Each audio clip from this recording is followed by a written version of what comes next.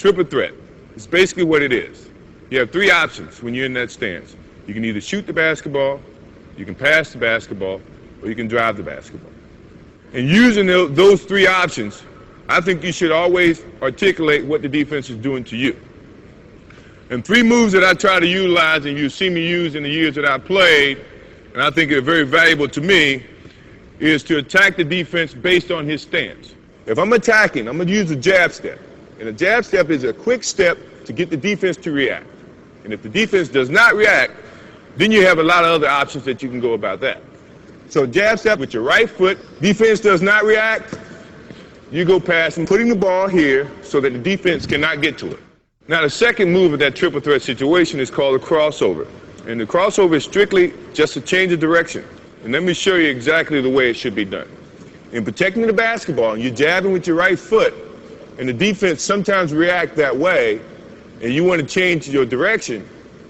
This is what most of the people do that's going to get called for traveling. In jabbing with this right foot, they get so quick, they go this way by moving their left foot, which is your pivot foot. That is traveling in any league. So the correct way to do it is when you jab, now you're going to pick up the same foot that you jabbed with and change directions. And in putting the ball down, good defensive players, if you put the ball out here, have long enough arms, Scotty Pippen for one, can slap it. Your momentum is going this way and the ball is going that way. Good way to correct that is when you jab, now you change. If you put the ball here, you got protection from your right leg.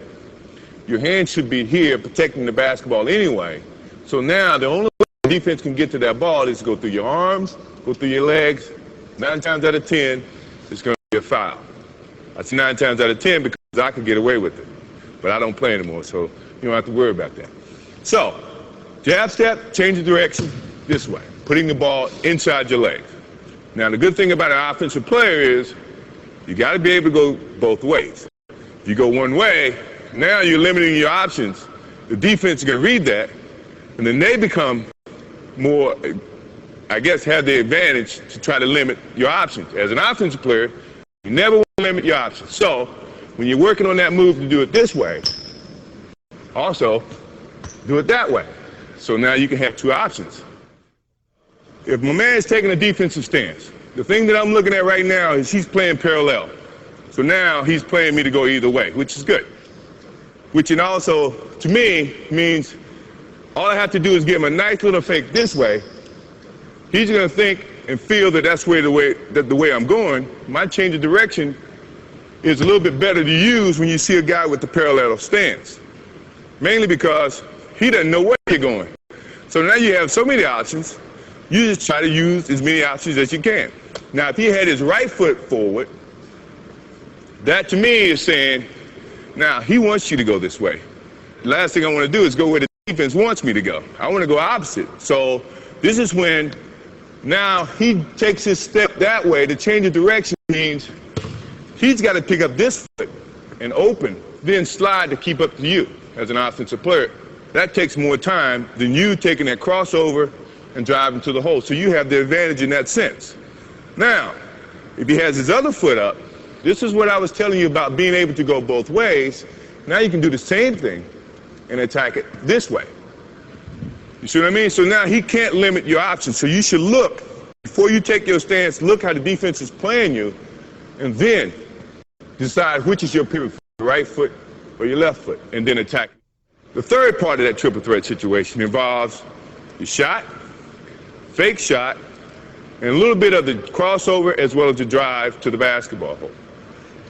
So, and that is, when you jab, the defense does not react, or it does react. It takes a step back. Now, you bring the shot into motion. If you fake this, or you want to shoot it, or if you're a good shooter, this is a move you probably should use more often because it gets the defense off balance. If you jab, now you come up for the shot, 9 times out of 10, if you're a good shooter, the defense is going to come this way. And as a defensive player, you never want to be out of position. Once you're out of the air or out of position, offensive player can attack that position. So when the defense goes up, now you can go this way, go to the hole, stop, pull up, and shoot a jump shot. All right? If you're a good shooter, Glenn Rice. If you fake the shot or you jab, now he doesn't react or he does react, take a step back, now it opens you up for the shot. Now if you make a couple of those shots, his first reaction is, well, I can't let him shoot another jump shot. I gotta come up there and challenge it. So he's gonna come up and challenge. Now I'm going past him because he's out of his defensive stance. So if you understand what I'm talking about, it puts the offensive player in a great advantage because the defense the whole time is guessing. And you know when you guess, you have an opportunity of being right, and you have an opportunity of being wrong. And I like those odds as an offensive player.